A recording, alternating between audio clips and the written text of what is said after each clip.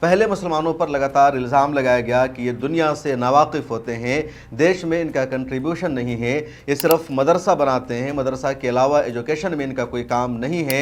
اور اب دیش کے مسلمانوں نے، دانشوروں نے، بزنس مین نے اسکول بنانے کا سلسلہ شروع کیا، کالج بنانے کا سلسلہ شروع کیا، یونیورسٹی قائم کرنے کا سلسلہ شروع کیا، تو یہ بھی مسلمانوں کی طرف سے ان کو برداشت نہیں ہو رہا ہے اور ان کے راستے میں کانٹے بچھائے جا رہے ہیں۔ سب سے پہلے اتر پردیش کی یوگی سرکار نے مولانا محمد علی جوہر یونیورسٹی کو ایک طرح سے ختم کرنے کی کوشش کی۔ اعظم خان صاحب جو اس کے چانسلر اور فاؤنڈر تھے، ان کے خلاف لگاتار ایکشن لیا گیا۔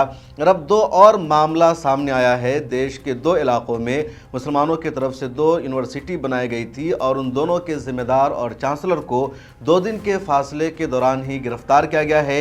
ایک معاملہ ہے نارتھ ایسٹ کا اور دوسرا معاملہ ہے راجستھان کا۔ نارتھ ایسٹ کی پہلی ایک پرائیویٹ یونیورسٹی تھی جس کا نام ہے university of science and technology Meghalaya. یہ شاندار یونیورسٹی ہے، ہر سماج کے بچے وہاں پڑھتے ہیں۔ نارتھ ایسٹ کا یہ سب سے بڑا تعلیمی ادارہ بن چکا تھا اور میگھالیہ میں یونیورسٹی ہے۔ اس یونیورسٹی کے چانسلر کو 21 تاریخ کی رات میں 2 بجے گرفتار کر لیا گیا۔ کیوں گرفتار کیا گیا اس کی کوئی وجہ بھی واضح طور پر نہیں بتائی گئی۔ ایک اور دوسرا معاملہ ہے راجستھان کا۔